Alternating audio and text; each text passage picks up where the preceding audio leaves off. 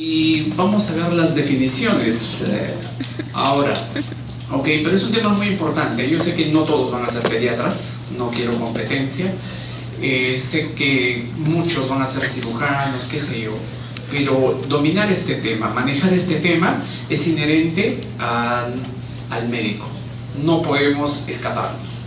Es inevitable. O sea, si alguien está convulsionando, nosotros tenemos que asistirlo. ¿Sí? No podemos escaparnos, sea cirujano, sea pediatra, sea ginecólogo. Es un tema que debemos dominarlo, al menos la parte básica, y no se escapen, que ya he visto casos que se han escapado, ¿no? Sí, llamen a un médico, como no estamos con chaqueta, nos ocultamos, pero ustedes saben la verdad. Y si no asistimos. Hasta que falla hace rato, sí. Sí, ahí está bien. Si no lo asistimos es porque no estamos seguros de lo que hemos aprendido. Bueno, vamos a empezar acerca de crisis epiléptica. Empezaremos hablando acerca de estos tópicos, lo que es definición, etiología y también la fisiopatología. Clasificaremos, veremos cómo llegamos al diagnóstico y cómo se hace el tratamiento. Entonces, ¿qué entendemos nosotros por una convulsión? Convulsión es un movimiento motor, exclusivamente. Ese movimiento motor puede ser originado acá en el cerebro por una descarga normal, o puede haber movimientos involuntarios, entre comillas, porque recuerden que también hay convulsiones psicógenas, ¿no? Alguien que está fingiendo y puede estar convulsionando, y no está mal dicho. Movimiento motor es convulsión. Crisis epiléptica sí es diferente, ¿no? Es un conjunto de fenómenos motores y no motores como consecuencia de una descarga eléctrica. Se dice que de un 5 a un 10% de la población general en algún momento en su vida puede presentar una convulsión, ¿ya? Epilepsia ya viene a ser una enfermedad crónica y recurrente. Miren esta definición: enfermedad crónica y recurrente del sistema nervioso central que tiene una etiología diversa, que se puede manifestar por 2 o más crisis paroxísticas espontáneas con sintomatología ya sea motora, psíquica, sensorial, sensitiva y o vegetativa, ¿no? La prevalencia es del 0,5 al 1,5% de la población general. Eso quiere decir que de cada 100 personas convulsiona. Es el trastorno neurológico más frecuente después de las cefaleas. Y en pediatría es una población muy frecuente de las convulsiones. La etiología, no es difícil llegar al diagnóstico muchas veces, porque ustedes ven convulsionando a la presentación frecuente que es tónico-clónica y todos nos damos cuenta que está convulsionando. Pero la segunda pregunta de manera natural va a ser: ¿y por qué está convulsionando? Para nosotros dar el tratamiento y explicarle a la mamá por qué está convulsionando a su niño. Antiguamente se clasificaba como causas secundarias, y acá nosotros lo ponemos como causas conocidas y como causas desconocidas o como causas primarias. Primero tenemos la enfermedad cerebral crónica o progresiva, ¿no? Como dice, es una enfermedad cerebral orgánica, y ahí tenemos los tumores cerebrales, errores innatos del metabolismo y algunas encefalopatías progresivas. Por ejemplo, la leucomalacia. Tenemos un pacientito ahora en nuestro hospital con este diagnóstico. Si yo puedo clasificar según la edad también, en la etapa prenatal tengo infecciones congénitas, el citomegalovirus, el toxoplasma teratogénicas, malformaciones de la línea media y algunos trastornos de la migración de la diferenciación celular.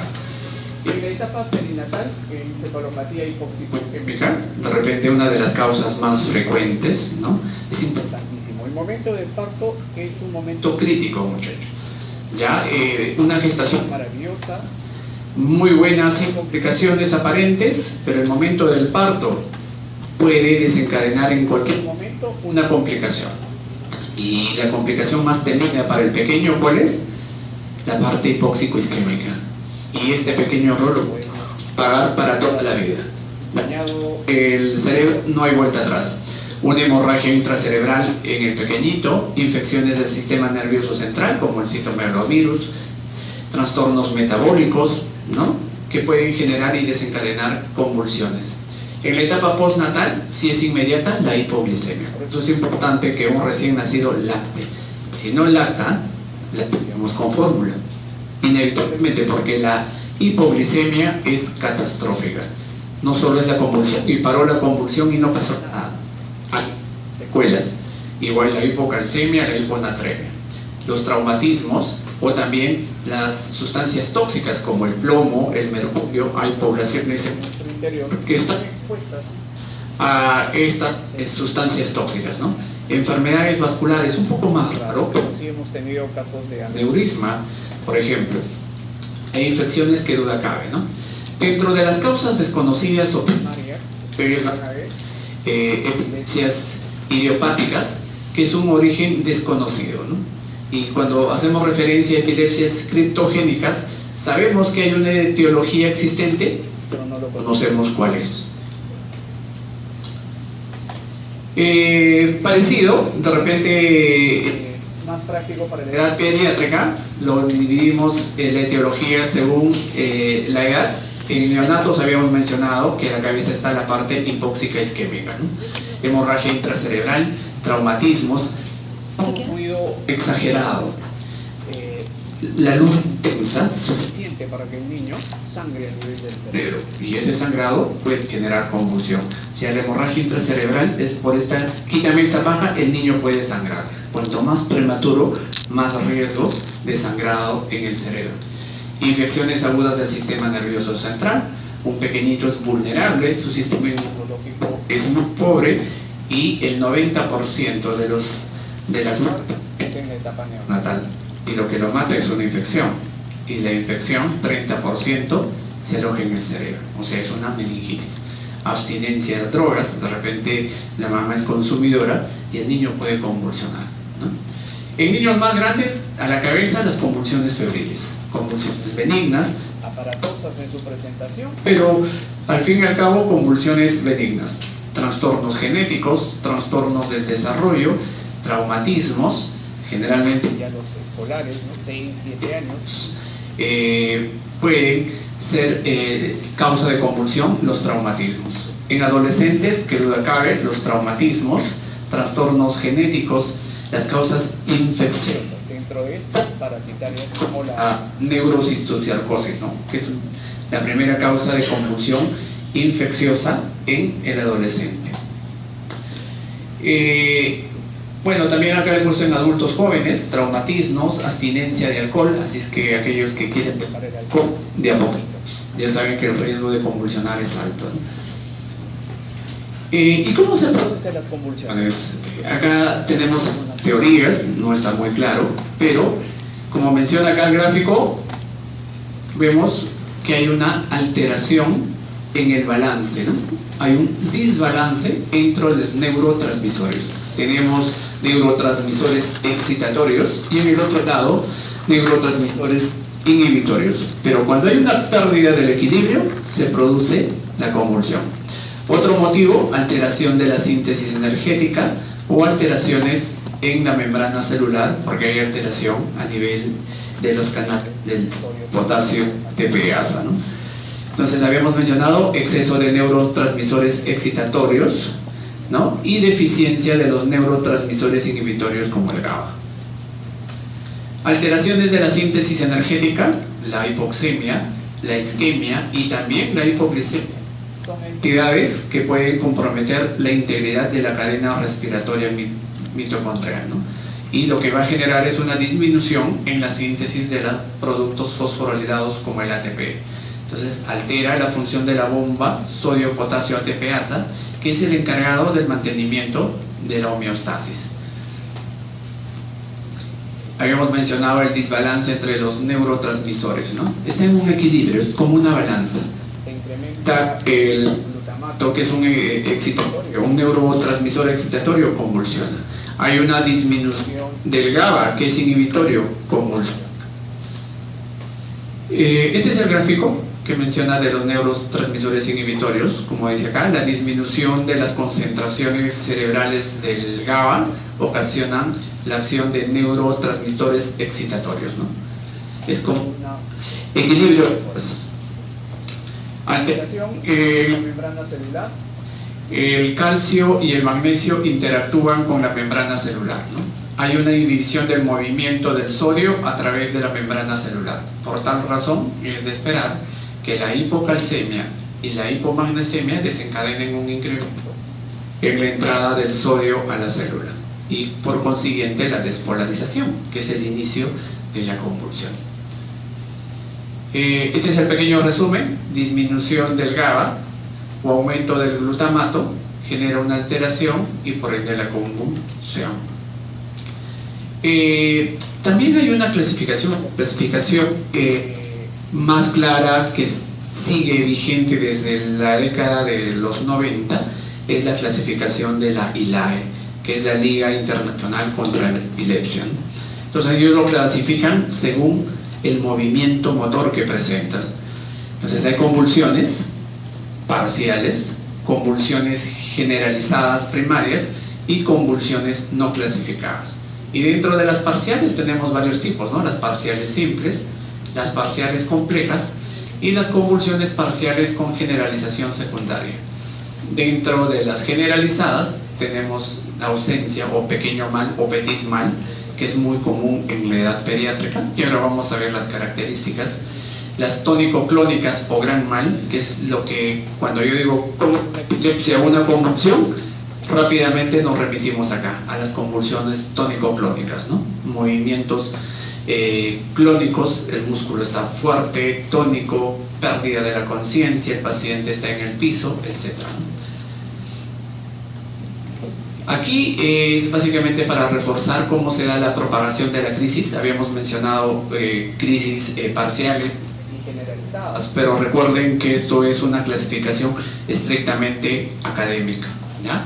Académica. En la práctica muy difícil de precisar, salvo que a la mano tengamos un electroencefalograma. Cambio acá dice propagación de la crisis focal o parcial. Vemos en el gráfico ese 3 o 4 un solo inicio, ¿no? Y cuando vemos 1 o 2, normal, pero cuando ve el electro en el punto 3 y 4 sí tenemos descargas. Pero miren que posteriormente todos los focos ya están presentando movimientos erráticos. Es porque se inició acá y tendió a ser generalización. Eso puede darse en segundos, no es sencillo darse cuenta. Primariamente generalizadas, eso significa que simultáneamente en todos los focos se inicia la propagación de la crisis. Convulsiones parciales simples son somáticas, parestesias. Puede haber sintomatología visuales como luces, alucinaciones, ¿no? Pérdida del equilibrio, vértigo, y puede ser una convulsión, no necesariamente un problema de otorrinolaringología. Sintomatología autonómicas como Fushi, sudoración, piloerección. Sintomatologías sensitivas como yo escucho voces, puede haber cacosmias, siento olores desagradables, función cortical superior, síntomas psíquicos, ¿no? Empieza a desvariar y puede ser una convulsión. Las convulsiones parciales complejas se van a acompañar de compromiso de conciencia.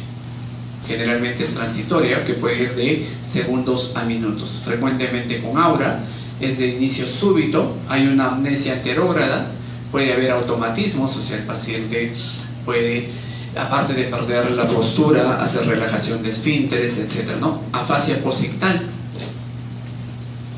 Convulsiones parciales con generalización secundaria. Este es el mismo gráfico que habíamos visto. Se inicia en un solo foco, pero rápidamente tiende a generalizarse, ¿no? Estas son las convulsiones habituales, las tónico-clónicas, a menudo difícil de diferenciar de la primariamente generalizada, ¿no? A veces la focalidad solo se pesquisa con el electroencefalograma. Clínicamente no hay manera de distinguirlo. Convulsiones generalizadas, imposible de excluir por completo un origen parcial, ya que rápidamente se generaliza. Prácticamente se definen con actividad bilateral clínica y en el electroencefalograma sin actividad focal detectable. Las crisis de ausencia o pequeño mal son episodios súbitos, breves, pérdida de conciencia, sin perder el control postural.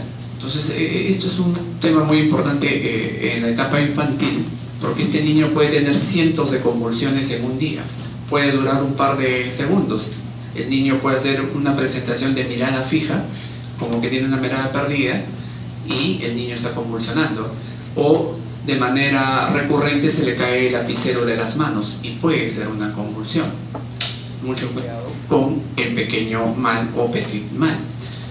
Como menciona acá, generalmente segundos, la conciencia se recupera súbitamente, no hay pérdida postural, o sea, no van a esperar que el niño lo encuentre tendido en el piso, este niño no está desmayado. Usualmente con leves signos motores bilaterales, ¿no? Comienza en la niñez, de 4 a 8 años, también en la adolescencia, puede ocurrir cientos de veces al día, el paciente no se da cuenta. Ojo que se refiere a soñar de día o hay un bajo rendimiento escolar. Las convulsiones tónico-clónicas son las más conocidas, como ya les he mencionado. Son el tipo principal de convulsión en el 10% de los epilépticos. Las más comunes producidas por alteraciones metabólicas, o sea, una hipocalcemia, una hiponatremia, una hipercalemia, va a tener esta presentación.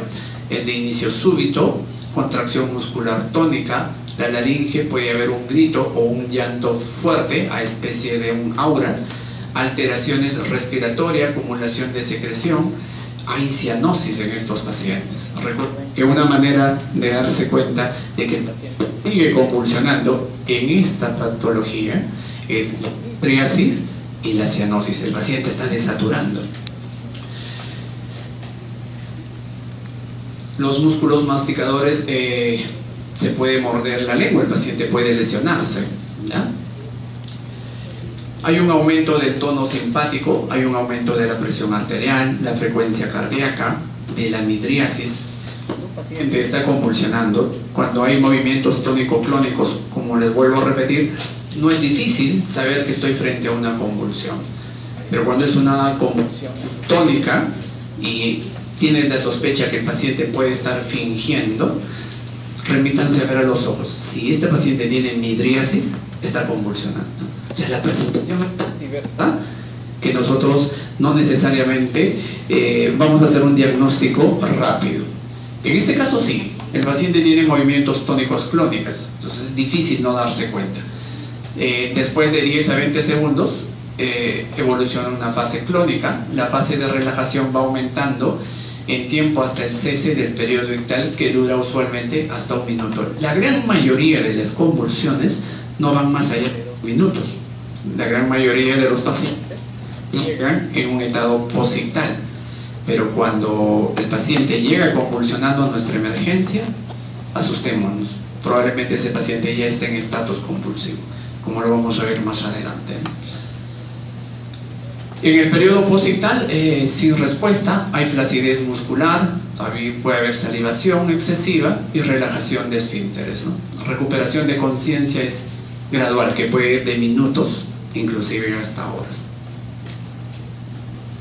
Convulsiones atónicas es otro tipo de presentación, es una pérdida súbita del tono postural que puede durar de 1 a 2 segundos, ¿no? Pérdida breve de la conciencia, sin confusión posictal. Al electroencefalograma hay descargas breves de espiga onda generalizadas, seguidas de ondas lentas relacionadas con la pérdida del tono, generalmente asociadas a síndromes epilépticos conocidos. Cuando hacemos la clasificación que les estoy dando del tipo parcial, del tipo compleja, es en función a la propagación de la descarga eléctrica. Cuando ustedes vean y revisen, la verdad hay muchísimas clasificaciones y cada vez más complicada y más engorrosa, y mucho de esos se llega solamente con el electroencefalograma. Entonces, si yo busco una clasificación clínica, me ayuda según la propagación de las descargas eléctricas. Algunos síndromes epilépticos que se ven en pediatría raros, pero se dan: el síndrome de West, el síndrome de Lennox, Hay una epilepsia mioclónica juvenil y también una epilepsia mesial temporal lobar. El neonato es un grupo aparte y las convulsiones suelen ser diferentes. No esperen una convulsión tónico-cómica en la población neonatal. Es por eso que existe una clasificación, que es la clasificación de Volpe, donde nos mencionan que hay tipos de crisis convulsivas. Habíamos visto ya en la etiología puede ser una hemorragia intracerebral, que es la más frecuente junto con las hipoxias, ¿no? Pero puede haber trastornos metabólicos como la hiponatremia, la hipoglicemia. En un 65% de los casos son sutiles, mínimas.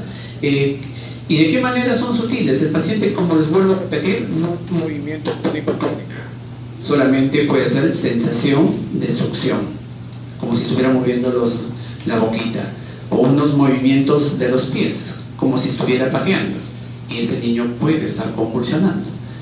La presentación clónicas se presenta en un 20%, las tónicos en un 10% y mioclónicas en un 5%. Probablemente esto lo toquen en mayor detalle o ya lo han tocado en neonatología. Otro tema muy importante y probablemente lo más frecuente que se van a enfrentar en pediatría es esto, las crisis convulsivas febriles.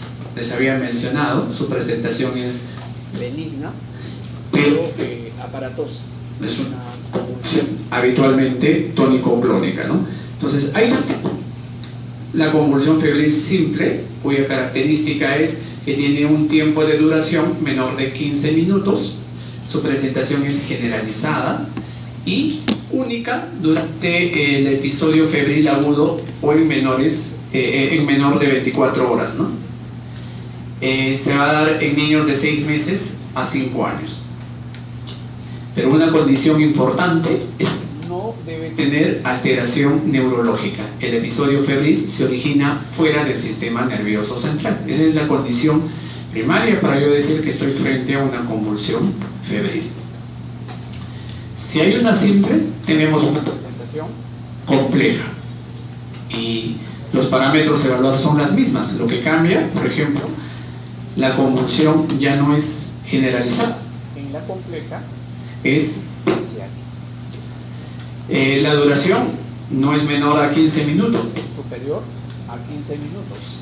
Y la convulsión puede ser de 2 o más durante las 24 horas de presentación.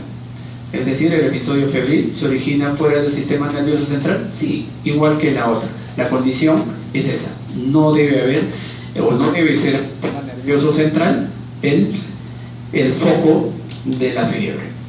Si no, estaríamos hablando de una meningitis, ¿no? Que ya lo van a tocar después. Esta es la condición más temida cuando yo estoy frente a una convulsión o una crisis epiléptica. El estatus epiléptico. Porque es una condición crítica, porque el riesgo de morir es alto. Un paciente, dependiendo dónde está, puede llegar a fallecer en un 20 a un 40% de las veces. Se dice que un paciente está en estatus epiléptico 30 minutos de convulsiones continuas o falta de recuperación entre una convulsión definida, ¿no? Pero recuerden que 5 minutos de convulsiones continuas ya se dice teóricamente que es un daño neurológico.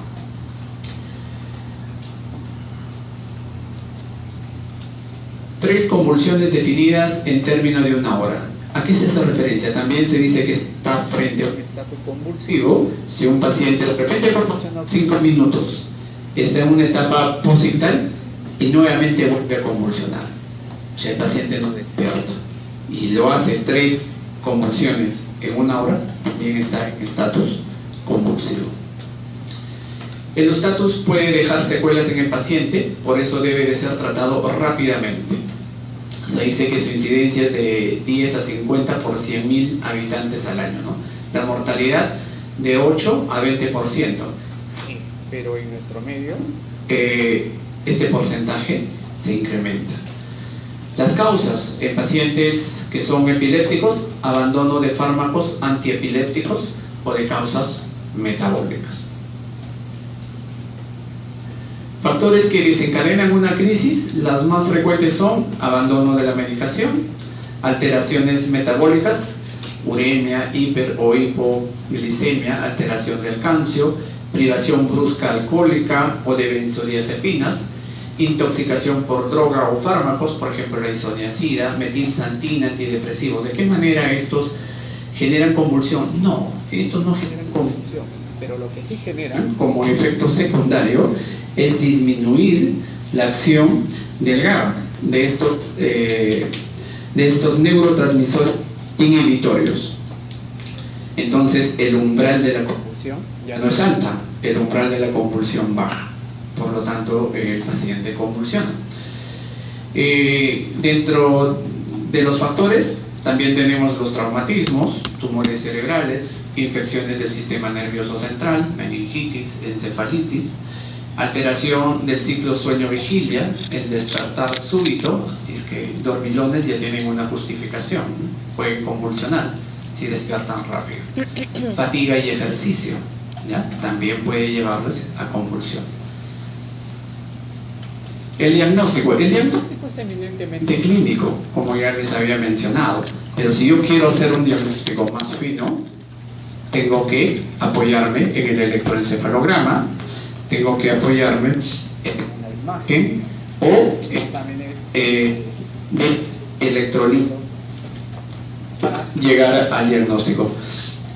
Como etiología, porque cuando llega un niño convulsionando por primera vez, la pregunta es ¿por qué está convulsionando? Para dar un tratamiento adecuado y también para ver el pronóstico, ¿no?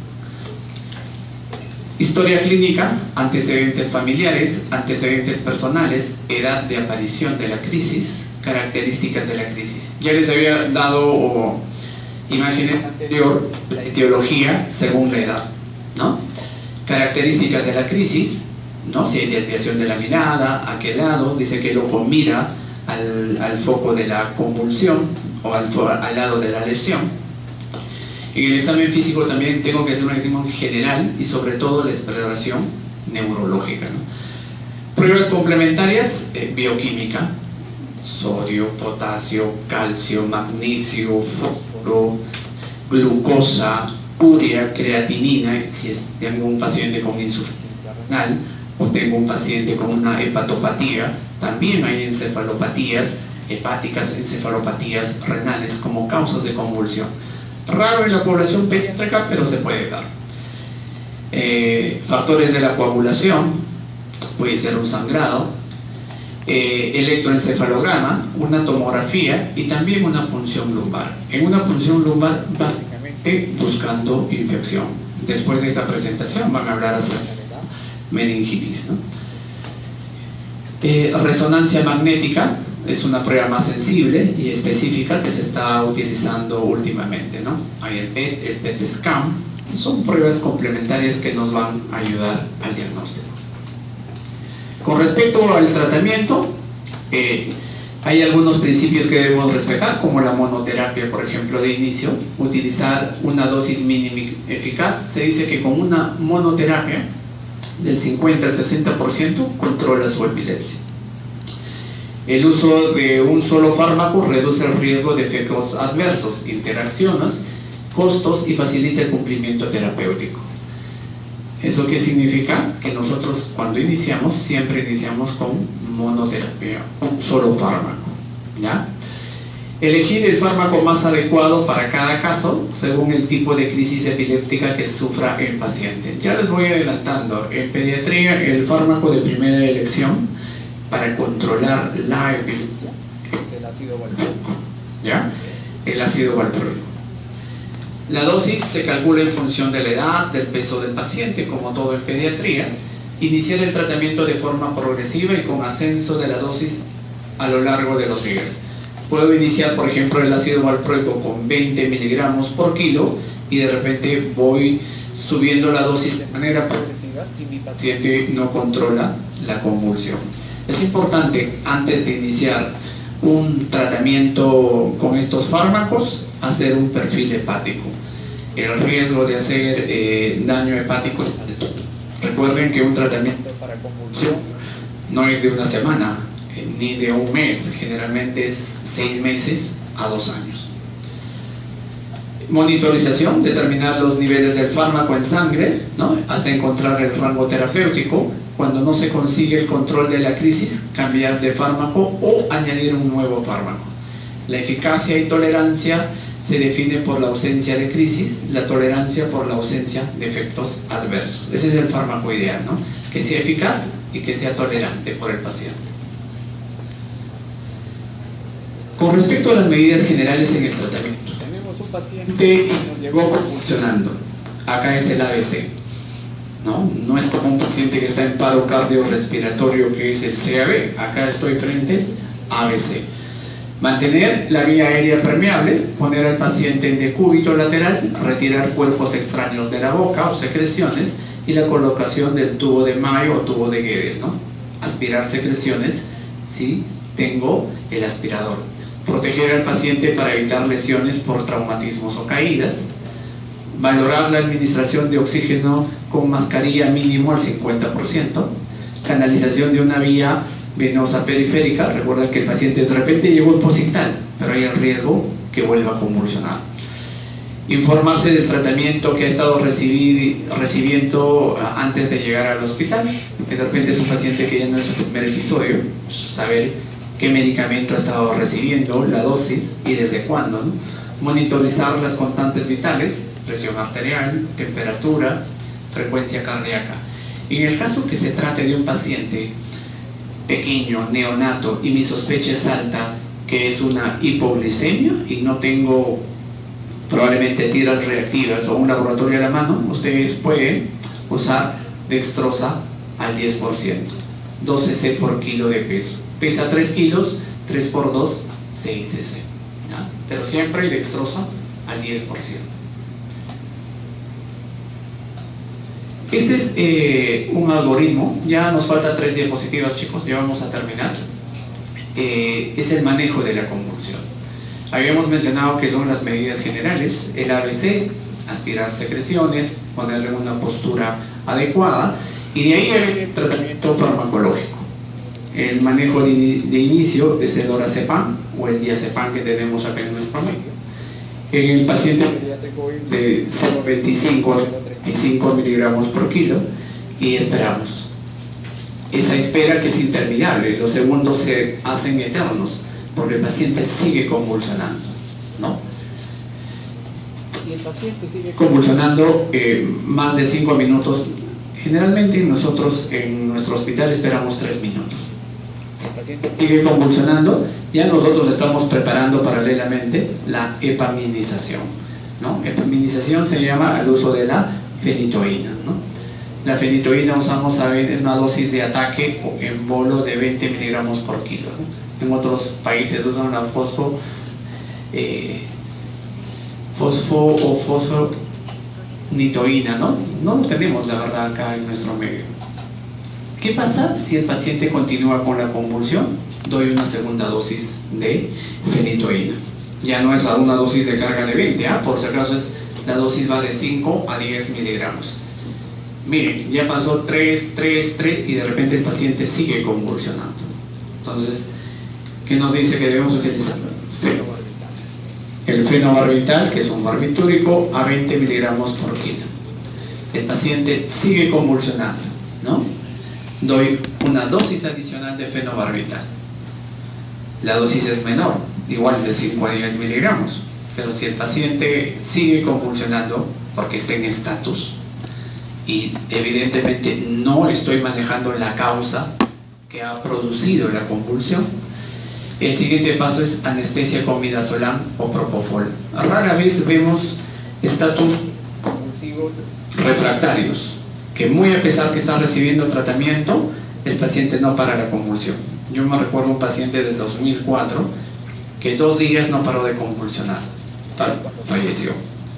Es raro, pero hay esa presentación también. Este es el gráfico que les mencionaba en función del tratamiento. Son los fármacos de elección en función a los tipos de crisis, ¿no? Una epilepsia generalizada, el ácido valproico, la motrillina. Epilepsias parciales, carbamazepina, ácido valproico. Epilepsia mioclónica, ácido valproico.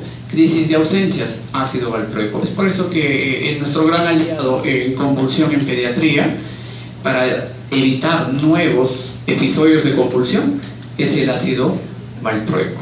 Lo otro que hemos visto es cuando tu paciente llega a la emergencia y está convulsionando, ¿no? Benzodiazepinas como el diazepam, fenitoína, repito una segunda dosis, paso a barbitúricos, fenobarbital, una dosis, 2 dosis, y si no, voy a anestésicos.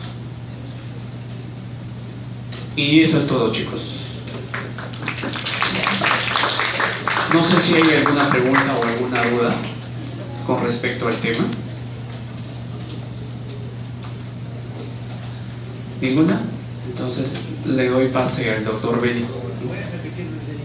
¿Cómo no? Sensei.